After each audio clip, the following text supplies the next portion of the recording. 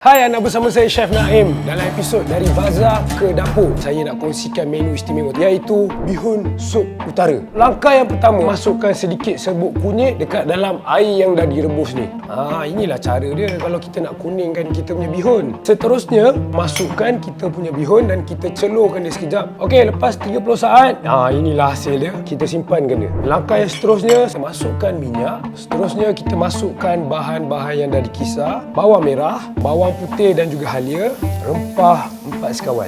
Jadi kita boleh masukkan dia punya rempah. Okey, yang ini adalah rempah sup. Kita tumis sebentar, kemudian kita satukan terus bersama dengan ayam.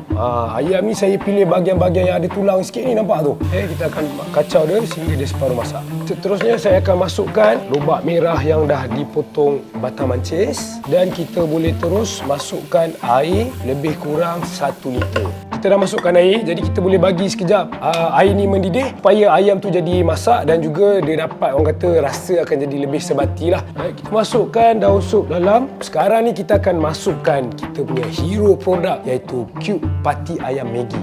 Dibuat dengan ayam yang sebenar dan memberikan rasa yang kaya seperti ayam direnek lama. Kemudian kita tutupkan api dan boleh hidang bersama dengan kita punya bihun. Baik, inilah dia kita punya hidangan istimewa bihun sup utara. Jom kita berbuka. Bismillah.